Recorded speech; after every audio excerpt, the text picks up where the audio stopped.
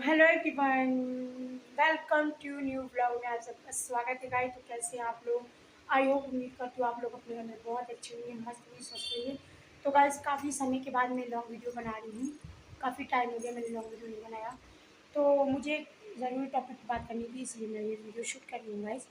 तो मुझे इस टॉपिक पर बात ये करनी थी कि मुझे कुछ बताना था आप लोगों से एक्चुअली। चलिए टॉपिक पे आ जाते हैं सीधा सीधा। ज़्यादा आपको वेट नहीं कराते हैं, सीधा सीधा टॉपिक पे आ जाते हैं। जो कि बात है तो आप लोगों से क्लियर बतानी चाहिए।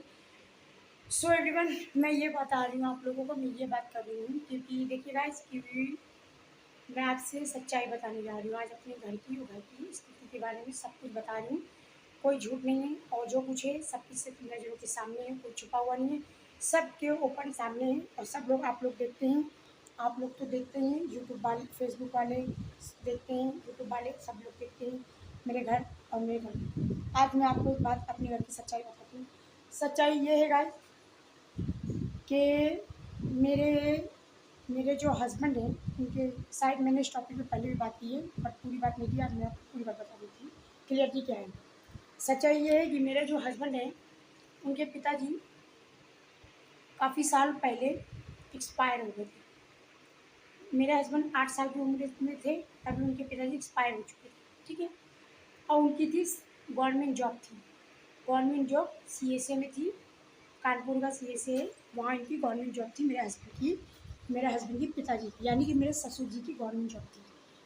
तो उस समय पे मेरे हस्बैंड उतने बड़े थे जितने बड़े आप मेरी बेटी को देखते हैं, मेरी बेटी के बराबर के मेरे हस्बैंड थे। तो भाई मेरे ससुर जी ख़त्म हो गए थे जब मेरे हस्बैंड बचपने में अपने पिताजी को खो चुके हैं। तो उनकी गवर्नमेंट जॉब थी, तो वो जॉब मेरे हस्बैंड को नहीं मिली क्योंकि वो नाबालिग थे, वो बच्चे थे, छोटे थे। जितनी बड़ी मेरी बेटी को आप देख रहे हैं उतने बड़े मेरे हस्बैंड थे, ठीक है भाई। तो मेरे हस्बैंड गवर्नमेंट जॉब थी उनकी, यानी कि सरकारी नौकरी। तो वो नौकरी मेरे हस्बैंड को तो मिल नहीं सकती क्योंकि वो नाबालिग है, उनको कैसे मिल जाएगी। तो टॉपिक ये है वो नौकरी मिली जाके मेरे जेठ को, जो कि वो भी नाबालिग थे, 18 साल के थे, वो भी नाबालिग थे, वो भी कोई ज़्यादा उम्र के नहीं थे। तो वो भी 18 साल के थे और मेरे हस्बैंड जो है वो 8 साल के थे। फ़र्क इन दोनों में बस इतना 18 और 8 का फ़र्क था, दोनों भाइयों में 18-8 का फ़र्क था। तो फिर भी उनकी जो नौकरी जो देते हैं उनकी मजबूरी फंस गई थी, इन दोनों के अलावा घर में कोई था नहीं। और बीच में फंसी थी इनकी बहन, और लड़की को नौकरी उन लोगों ने नहीं दी, ठीक है ना। तो घर के बड़े बेटे को नौकरी मिल गई जो कि मेरे जेठ को। तो नाबालिग थे तो उनसे मतलब काम करवाया जाता था। तो मतलब ऐसे ही हल्का फुल्का करवा लिया जाता है, ऐसे ऐसे कि ऑफिस में लगा दिया, फाइल इधर उधर करना, ये करना वो करना, तो यही सब नौकरी थी उनकी। तो ये सब वो काम किया करते थे। तो जैसे कि साहब लोग के ऑफिस में करना तो वो यही काम किया करते थे मेरे जेठ जी। तो अब मेरे जेठ जी जो हो गए हैं, उनकी भी उम्र हो गई 60-70 साल के, वो भी हो गए हैं। मतलब 60-70 साल के तो नहीं होंगे मेरे ख्याल से, कितने साल के होंगे मेरे ख्याल से 40-45 के तो होंगे, हाँ 40-45 के तो वो हैं। तो भाई 40 या 45 साल के मेरे जेठ हैं और वो हमारे साथ नहीं रहते हैं, वो अपने दूसरे वाले घर में रहते हैं, हमारे साथ नहीं रहते। और उन्होंने शादी नहीं की हुई है, उनका कोई परिवार नहीं, वो अकेले हैं। और उनकी घर की ज़िम्मेदारी, उनकी ज़िम्मेदारी हमारे हस्बैंड दे झेलते हैं, यानी कि हम लोग सारी उनकी ज़िम्मेदारी उठाते हैं। और वो नौकरी करने नहीं जाते। आज से 10 साल हो गए हैं वो नौकरी पे नहीं गए हैं। उन्होंने जब पहले की थी तब वो जवान थे तो उन्होंने की थी, अब वो नहीं कर पा रहे तो वो नहीं करते हैं। तो मेरे हस्बैंड हो गए बड़े, अब उन्होंने भी शादी कर ली। तो मेरे हस्बैंड नौकरी पे तब से जाने लगे हैं जब से मैंने उनसे शादी की है। उससे पहले उनकी नौकरी खाली पड़ी थी, कोई नहीं करा था। मतलब मान के ये चलिए, मेरे जेठ जी की नौकरी कम से कम 8-10 साल, ये समझ लीजिए 5-10 साल तक तो उनकी नौकरी खाली पड़ी थी, किसी ने नहीं की है। और वो तो जाते ही नहीं थे, उनका तो बिल्कुल नौकरी से मन हट गया था। उनका दिमाग मतलब वो दिमाग से थोड़ा वो है, आप समझ जाएंगे मैं क्या बोल रही हूँ। उनका दिमाग थोड़ा काम नहीं करता है, दिमाग उनका थोड़ा आउट रहता है। तो मेरा जेठ जी ऐसे हैं, इसीलिए उन्होंने शादी नहीं की। और दूसरी बात, नौकरी करने वाला कोई था नहीं, तो जो वहाँ के जो अधिकारी हैं, जो साहब हैं वहाँ के, वो मेरे घर पे आए थे। तो उन्होंने मेरे हस्बैंड को, वहाँ कोई नहीं जानता था इनकी नौकरी पे, मेरे हस्बैंड को कोई नहीं जानता था। और मेरे जेठ जी ने भी कभी नहीं बताया कि उनके कितने भाई हैं, कितने बहन हैं, कोई नहीं। तो मेरे मेरे जो ससुर थे उनके 3 बच्चे थे, 2 लड़का 1 लड़की थी, ठीक है राइट। तो मैंने और फिर उसके बाद में मेरे हस्बैंड को वहाँ उनकी नौकरी पे, मेरे जेठ जी की नौकरी पे मेरे हस्बैंड को कोई नहीं जानते थे, क्योंकि उनका वहाँ से कोई लेना देना नहीं था, वो कभी जाते ही नहीं थे। तो वो जाके करेंगे, उनकी वहाँ कोई लेना देना, उनकी कोई नौकरी नहीं, कुछ नहीं, तो वो जाके वहाँ क्या करेंगे। तो मेरे जेठ जी जब करते थे तब करते थे, तो 8 9 5-10 साल तक उनकी नौकरी खाली पड़ी रही, किसी ने नहीं की। वो अपना नौकरी छोड़ के अपना वो कुछ भी करते रहे, क्योंकि उनका मन नहीं लगता। मैंने अभी आपको बताया उनका दिमाग थोड़ा आउट है। फिर दूसरी बात ये, अब जब वहाँ के जो अधिकारी वो मेरे घर पे आए, और मेरे हस्बैंड, जो आप बाहर मेरी गुमटी देखते हैं, मैंने कई बार आप लोगों को ब्लॉग में दिखाया कि गुमटी मेरी है जो मेरे घर के बाहर रखी हुई है। तो मेरे हस्बैंड यहाँ, मैं तब की बात बता रही हूँ, मेरी शादी नहीं हुई थी। तो मेरे जो हस्बैंड है वो वहाँ मसाला बेचा करते थे। मतलब उनको तो खाने को मिलता था, उनकी नौकरी करने से उनको क्या मतलब था। वो क्या बोलते हैं, उनका भाई नौकरी करता ही, वो नौकरी से पैसा आ ही रहा था। मेरी जो सास थी उनकी पेंशन आती थी, तो उनको कमाने की कोई ज़रूरत नहीं थी। तो वो अपना गुमटी में बैठ के टाइम पास किया करते थे। तो मसाला पान वो अपना बेच लिया करते थे। तो वो ऐसे किया करते थे, मतलब मेरे हस्बैंड मसाला पान गुमटी चलाते थे, मसाला बेचते थे। ठीक है। और एक दिन इत्तेफाक से उनके वहाँ के अधिकारी, वही अधिकारी तो आएंगे, काफ़ी साल से नौकरी करने का, तो सरकारी चेक करने आएंगी, तो अधिकारी वहाँ के आ गए। तो अधिकारियों ने मेरे जेठ जी से कहा कि तुम नौकरी पे क्यों नहीं आते हो। तो मेरे जेठ जी ने कहा कि नौकरी पे हम किसी दूसरे को लगवा देंगे। तो उनकी नज़र पड़ गई मेरे हस्बैंड पे। तो उन्होंने पूछा कि ये कौन है, तो मेरे जेठ ने कहा ये मेरा भाई है। तो उन्होंने बोला कि ये तुम्हारा भाई है तो इसी को लगवा दो ना, दूसरों को क्यों लगवाओगे, घर की नौकरी घर का लड़का करेगा, पूरी एक बुराई क्या है। तो मेरे जेठ ने भी कहा ठीक है, हम अपने भाई को लगवा देंगे। तो मेरे हस्बैंड को नौकरी करते करते आज से 6-7 साल हो गए। ठीक है ना। तो नौकरी करते करते उनके 6 साल हो गए। तो नौकरी वो करने जाने लगे, वो मेरे जेठ जी को आराम मिल गया। तो वो नौकरी के सहारे अपना घर चलाते हैं, अपना भी घर चलाते हैं, और मेरे जेठ का भी घर चलाते हैं। घर क्या चलाते हैं, मतलब उनकी देखभाली करते हैं, जो कि उनका राशन पानी है, जो कि वो कुछ है। मतलब मेरा जेठ जी को आदत है दूसरे से कर्जा लेने की, तो उसका कर्जा वर्जा मेरा हस्बैंड अदा करते हैं। ये नहीं करते बेईमानी चोर चमारी नहीं करते। वो अपने हाथ से पैसा देता है तो मेरा हस्बैंड लेते हैं। कोई ज़्यादा तनख्वाह नहीं आती गाइस, आपको मैं सच बता रही, कोई बताता नहीं, लेकिन मैं आपको बता देती हूँ। मात्र 40,000 रुपये सैलरी आती है। कोई नहीं बताता, मैं आपको बता रही हूँ। 40,000 रुपये सैलरी आती है। उसमें से 15,000 रुपये मेरे हस्बैंड को देते हैं, मेरे जेठ जी। और बाकी के पैसे वो अपने पास रखते हैं। हम लोग इसमें भी सुकून कर देते हैं, इसलिए कि आजकल कहीं नौकरी मिल नहीं रही है, जो है घर की नौकरी से इतना आ रहा बहुत आ रहा है। मेरे घर की दाल रोटी चल रही है, बहुत चल रही है। मुझे ज़्यादा नहीं चाहिए, और ईश्वर जितना मुझे दे रहा है मैं उतने में खुश हूँ। मुझे ज़्यादा की भूख नहीं है ना, ज़्यादा की मुझे आप है। तो 15,000 मेरे हस्बैंड को देते हैं, और बाकी पैसे जो 30-35 30-35 हज़ार रुपये जो भी उनके पास बचता होगा, वो अपना वो रखते हैं। उस उनके पैसों से मुझे कोई मतलब नहीं है। ठीक है ना गाइस। और मेरे हस्बैंड को पैसे भी हमारे जेठी देते हैं अपने हाथ से। और गाइस दूसरी बात, और उनकी एक बहन है, मेरे हस्बैंड की एक बहन है, जो कि वो भी उम्र होगी उसकी भी शादी के कम से कम 25-26 साल हो चुके हैं, जैसे कि हो गए हैं। और उसकी शादी करने से पहले ही हमारे ससुर जी ख़त्म हो गए थे, एक्सपायर हो गए थे। तो उसकी शादी हमारे जेठ जी ने और हमारी सास ने की थी। ठीक। तो गाइज मैं ये टॉपिक पे मेरा मुद्दा ये है, तो मेरी जो सास, मतलब मेरी जो ननद है, आई मीन मेरे हस्बैंड की जो बहन है, मैं उसको ननद नहीं बोलती, क्योंकि वो ननद कहलाने की लायक नहीं है। अब इंसान मुझे बुरा कहे या अच्छा कहे, मैं आपसे सच बता रही हूँ, मेरी आत्मा इतनी कुड़ गई है, इतनी दुख गई है, मैं एक्सप्लेन नहीं कर सकती। अब मैं रो के भी नहीं दिखा सकती, क्योंकि रोने से भी कोई फ़ायदा नहीं है। मैं बहुत रोई हूँ, बहुत रोई हूँ। मैं पिछले 8-10 साल से रो रही हूँ, 8-10 साल से मैं रो रही हूँ। कोई मेरी मदद करने नहीं आया, कोई भी मेरी मदद करने नहीं आया। मैं कई सालों से रो रही हूँ। तो उस नौकरी के पीछे जो है, उस मतलब जो मेरे घर की जो नौकरी, जो मेरे ससुर की जो नौकरी है, जो मेरे हस्बैंड कर रहे हैं, और मेरे जेठ जी का भी घर चला, मेरा भी चल रहा है। और जो कि नौकरी मेरे जेठ जी के नाम है, जो कि अब वो किसी का नाम नहीं हो सकती, क्योंकि एक नौकरी जब एक घर के लड़के के नाम हो चुकी है तो 10 लोगों के नाम नहीं होती है। ये बात तो सब लोग एग्री करेंगे। तो जो मेरी जो ननद है, आई मीन मेरे हस्बैंड की जो बहन है, उनका जो पति है, वो आज तक, वो उसकी शादी के इतने साल हो गए, 25-26 सालों से कमाने नहीं गया। क्यों नहीं गया, इसका रीज़न मैं आपको बता रही हूँ। जब इनकी शादी जब नई नई हुई थी, जब मेरी सास थी, तो मतलब मेरे हस्बैंड की बहन का एक टॉपिक रहता था हमेशा, यहाँ आके रोना, और मेरी सास से पैसे हटना, और मेरे जेठ से पैसे ले जाना। इसका रीज़न मैं बता रही हूँ। मेरे जो जेठ है, मैं खुली खुली लफ्ज़ों में बता रही हूँ, मेरे जो जेठ है वो थोड़े पागल हैं। आपको मैं ईमानदारी की बात बता रही हूँ। तो वो पागलपन का दोनों मियाँ बीवी, मतलब मेरे हस्बैंड की बहन और मेरे हस्बैंड के, उनके हस्बैंड, मेरी नंद के जो पति देव हैं, दोनों इतने चकड़ होशियार है। बिल्लौर में रहते हैं वो लोग, गाँव देहात में, बिल्लौर में। इतने होशियार, इतने चकड़ हैं। जब से शादी हुई है मेरे जेठ जी को बहुत लूटा, बहुत ही ज़्यादा लूटा। क्यों? क्योंकि वो पागल थे, इसलिए। और मेरे हस्बैंड को इस बारे में कोई जानकारी नहीं थी। क्यों नहीं थी? क्योंकि उस समय मेरे हस्बैंड की शादी नहीं हुई थी और वो घर गृहस्थी से कोई मतलब नहीं रखते थे। क्योंकि वो आते थे, खाते थे, घूमने फिरने निकल जाते थे, आते थे, खाते थे, घूमने फिरने निकल जाते थे। तो इसलिए वो घर द्वार से मतलब नहीं रखते थे। ये ब्लॉग थोड़ा लंबा ज़रूर हो जाएगा, लेकिन गाइस मैं पूरी बात बता रही हूँ आपको। तो वो आते थे, खाते थे, निकल जाते, उनको कुछ भी पता नहीं चलता था। तो जब से उनकी मुझसे शादी हुई है, जब से हम दोनों ने कोर्ट मैरिज करी गाइस, मैं आपको बता रही हूँ, हम दोनों ने कोर्ट मैरिज की है। जब से उन्होंने मुझसे कोर्ट मैरिज की, मैंने अपने हस्बैंड से कोर्ट मैरिज की है, वो अपना घर देखने लगे और मेरे जेठ जी की नौकरी संभालने लगे वो। जब से मैंने शादी की तभी से वो नौकरी पे जाने लगे हैं और नौकरी संभालने लगे हैं। तो उनके पति देव के, मेरे ननद के जो पति देव हैं, उनको आग लग गई। आग क्यों लगी? मैं इसका रीज़न बता रही हूँ। क्योंकि वो मेरे जेठ जी से मेरे घर की नौकरी खरीदना चाह रहे थे। 50,000 में मेरे घर की वो नौकरी खरीद रहे थे गाइस। 50,000 रुपये में वो मेरे घर की नौकरी खरीद रहे थे।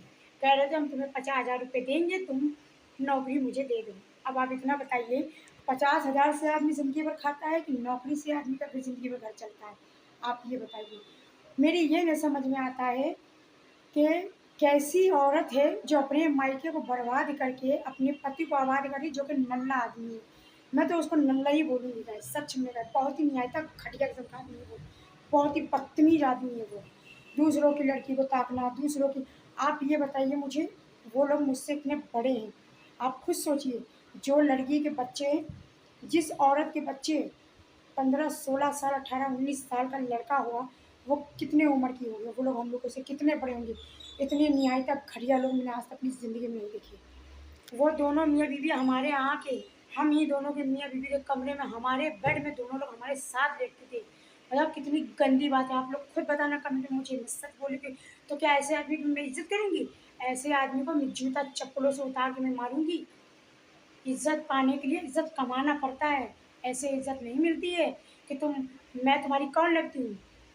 मैं तुम मेरा हस्बैंड, उसके हस्बैंड, मेरे जो हस्बैंड है, पति जो थे मेरे, उसके साले लगते हैं। उनके साले हैं वो। और साले की बीवी कौन लगती है? साले की बीवी क्या लगती है?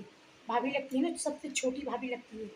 तो उम्र में मुझसे तुम लोग इतने बड़े हो, तुम्हें तमीज़ नहीं है कि हम एक बहू के कमरे में सो रहे हैं, और वो भी अकेले में, दोनों मियाँ बीवी सो रहे, वो भी जबकि मैं बोल रही हूँ कि नीचे वाले कमरे में जाओ, मेरे जेठ जी हैं, मेरी सास खुद बुला रही थी कि यहाँ आके तुम दोनों लेटो, उनके कमरे में मत जाओ।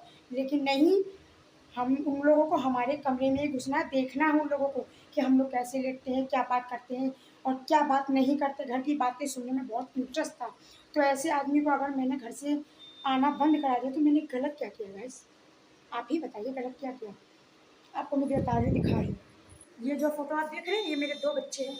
ये मेरे बच्चे, मेरे, ये जो आप, ये मेरे 2 बच्चे हैं। जब मेरे ये 2 बच्चे ख़त्म हो गए थे, आज से 1 साल पहले, तो ये लोग कहाँ थे? कहाँ थे रिलेशन वाले? कहाँ थे रिश्तेदार गाइस? जब मैंने इन 2 बच्चों को खोया था तो रिश्तेदार कहाँ थे? तब तो यहाँ कोई नहीं था। सिर्फ़ मेरे पति थे, मेरा बच्चा था, कोई नहीं था। कोई नहीं था मेरे पास। मैं किसी का नाम ले लूँगी, मैं सिर्फ़ यही कहूँगी कि कोई नहीं था मेरे पास। कोई मतलब कोई रिश्तेदार नहीं था। चाहे वो नंद हो, चाहे वो नंदोई हो, चाहे वो कोई भी हो, मेरे साथ कोई भी नहीं था। मैं अकेली थी। उस समय पे मैं बिल्कुल अकेली थी। और आज जब मेरे घर में 2 रोटी हम लोग उसी नौकरी से सुकून से खा रहे हैं, तो तुम अपना हिस्सा जमा रही हो। जब तुम्हारी माँ थी तो अपनी माँ से हिस्सा क्यों नहीं माँगा? जब तुम्हारे भाई को नौकरी मिल रही थी, उस समय तो तुम्हारी शादी हो चुकी थी ना, तब तुमने हिस्सा क्यों नहीं माँगा? और आज जब मेरे हस्बैंड से कोई लेना-देना नहीं, जब उनके नाम कुछ है ही नहीं, तो तुम मेरे घर में कब्ज़ा करना चाहती हो, ताकि मेरा घर तुम्हारे आदमी को मिल जाए, इसलिए। तो गाइस मैं आपको सच-सच बता दूँ, इनके हस्बैंड, मतलब मेरे जो पति देव हैं, उनके जो जीजा हैं, वो मेरे घर में कब्ज़ा करना चाहते हैं। और करवाना चाहती है इनकी बहन, मेरे पति की बहन कब्ज़ा करवाना चाहती है अपने आदमी से मेरे घर पे। क्यों? क्योंकि उनके पास कोई घर द्वार नहीं, इसलिए। तो वो ये सोचती हैं कि ये लोग कि हम इन दोनों की लड़ाई करवा दें, मेरी भौजाई घर छोड़ के भाग जाए और मेरा भाई दारू पी पी के मर जाए और मैं इनके घर में कब्जा कर लूँ। क्योंकि गाइस मैं आपको सच बता दूँ, मेरे हस्बैंड पहले ड्रिंक करते थे और अब वो ड्रिंक नहीं करते हैं, क्योंकि मैंने उनकी ड्रिंक छुड़वा दी है। भले मैं एक्सेप्ट करती हूँ, मैंने कैसे भी छुड़वाई हो, लड़ाई करके झगड़ा करके कैसे भी छुड़, लेकिन मैंने अपनी पति को सुधारा है, उनको सही रास्ता दिखाया है। तुम कैसी बहन हो, कैसे जीजा हो, अरे थू है तुम लोगों पे, जो अपने ही मायके वालों को नरक में ढकेलने के लिए, नरक में ढकेल लियो अपने भाई लोगों को, सिर्फ अपने पति से घर को कब्जा करवाने के लिए। इसलिए क्योंकि इस घर में कोई बड़ा नहीं बचा, माँ नहीं बची, पिताजी नहीं बचे, तो कब्जा कर लोगी।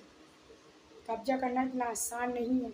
और मैं इस घर को छोड़ के कहीं नहीं जाऊँगी और ना अपने पति को छोड़ के कहीं जाऊँगी। किसी भी ठिलवों के लिए मैं अपना घर नहीं छोड़ूंगी, किसी भी बाहरी के लिए। अगर मैंने किया है तो मैं सिद्दर्शी निभाऊंगी और बराबर में खड़ी भी रहूंगी। किसी लालच को मैं लालच को बढ़ावा नहीं दूंगी। और ये लोग आज वही लोग, आपको मैं सच बता रही गाइस, परसों मुझे फ़ोन करके उनके जो बच्चे यहीं पैदा हुए हम ही लोग के टुकड़ों पे पले हैं, आज वही बच्चे अपने मामा को धमकी देते हैं कि तुम बिल्लाहौर में आ जाओ, तुम्हें हम जान से मरवा देंगे। तुम यहाँ आ जाओ, तुम्हें हम देख लेंगे। तुम वहाँ आ जाओ, तुम्हें हम ये कर देंगे। वही बच्चे और वो लोग मियाँ बीवी, मैं आपको ये भी बता दूँ भाई, वो दोनों मियाँ बीवी अपने बच्चों से फ़ोन पे धमकी दिलवाते हैं, अपने ही मामा को धमकी दिलवाते हैं। यानी कि मेरे हस्बैंड की बहन अपने लड़कों को धमकी दिलवाती है। और कुछ गांव के भी लोग हैं, इनके अगल बगल के कुछ लड़के हैं जो लोग धमकी वो लोग भी दे रहे थे। कुछ लड़के हैं, मैं नहीं जानती कौन है, ये तो वही बताएगी कौन है, मैं नहीं जानती। वो लोग भी धमकी दे रहे थे मेरे हस्बैंड को परसों फ़ोन करके, तब मैंने कस के फ़ोन पे चिल्लाया है। और तब भी वो लोग उल्टी सीधी बहुत गंदी गंदी बातें बोल रहे थे, तेरी माँ है, तेरी माँ की ये, तेरी माँ वो, तेरी माँ ऐसी। अब इससे ये पूछो, इनके लड़कों से ये पूछो कि मेरे हस्बैंड की जो माँ है वो इसकी भी तो माँ की माँ है, इसकी माँ की माँ नहीं है। तो गाइस आप लोग प्लीज़ कमेंट में ज़रूर बताना, मैं जो आपको बता रही हूँ वो रियलिटी बता रही हूँ, इसमें कोई झूठ नहीं है, कोई वो नहीं है, सच्चाई है ये, एकदम सच्चाई। क्योंकि जो 2 बच्चों के आप मेरे वहाँ फ़ोटो देख रहे हैं ना, और 2 बच्चे मेरे घर पे आपको नहीं दिखते हैं, तो ये बिल्कुल सच है, आप खुद ही समझ जाइए। हम लोगों के गाइस मैं आपको बता दूँ, हम लोगों के दुश्मन बाहरी कोई नहीं है, घर के ही आदमी है। और घर में सबसे बड़ा दुश्मन कौन है, मैं ये भी आपको बता रही हूँ, मेरे हस्बैंड के जीजा और इनकी बहन और इनके बहन के लड़के बच्चे, वो लोग परसों धमकी दे रहे थे। उनके गांव के कुछ लड़के, मैं नहीं जानती कौन है, वो लोग भी धमकी दे रहे थे, वहाँ से धमकियाँ आ रही थी कि तुम्हारी बीवी घर छोड़ के भाग जाए, नहीं मैं तुम्हें जान से मार डालूंगा, उसे छोड़ दो। तो आप लोग प्लीज़ मेरा साथ दीजिए, मेरा सपोर्ट कीजिए इस मामले में, और आप लोग कमेंट बॉक्स में अपनी राय ज़रूर बताना। तो चलिए गाइस, इस ब्लॉग को यहीं एंड कर देते हैं। चैनल को सब्सक्राइब कर देना और अपनी राय अपनी ज़रूर देना मेरे को। चाहे आप कहीं भी कमेंट, आप प्लीज़ मेरे यूट्यूब चैनल पर कमेंट करना, जिस पे ये वीडियो में डाल रही हूँ। और आप लोगों से हाथ जोड़ के रिक्वेस्ट है, अपनी राय मुझे ज़रूर देना। तो इस ब्लॉग को मैं एंड करूँगी। चलिए गाइस, फिर मिलते हैं नेक्स्ट वीडियो में, तब तक के लिए बाय बाय, ठीक है, लव यू गाइस, सेफ रहो, खुश रहो, मस्त रहो, bye bye, bye bye guys, फिर मिलते हैं नेक्स्ट वीडियो में आप लोगों से। और गाइस अपनी कमेंट बॉक्स में मुझे राय ज़रूर देना, आप लोग अपनी राय देना मुझे मत भूलना, क्योंकि आप लोगों से मुझे बहुत ज़्यादा उम्मीदें हैं। मेरी उम्मीदें अपने से ख़त्म हो गई हैं, आप लोगों से सिर्फ है, आप लोग मेरी उम्मीद को मत तोड़ना। मैं आप लोगों से रिक्वेस्ट कर रही हूँ आज होके, आप लोग प्लीज़ अपनी राय मुझे ज़रूर देना। मैंने बहुत उम्मीद से वीडियो शूट किया है और बहुत हिम्मत बांध के मैंने ये सब आप लोगों से बताया है, पूरी बात अपने घर की। तो आप लोग प्लीज़ मुझे अपनी कमेंट बॉक्स में राय ज़रूर बताना। और मुझे अपनी जनता पे, अपनी ऑडियंस पे पूरा भरोसा है कि आप लोग मुझे सपोर्ट करेंगे और ज़रूर करेंगे, ठीक है भाई। चलिए गाइस, फिर आपसे मिलेंगे नेक्स्ट वीडियो में इस टॉपिक को ही, फिर किसी टॉपिक पे मिलेंगे, तब तक के लिए bye bye everyone, love you, ठीक है, बाय बाय। अपनी राय मेरे को जरूर देना।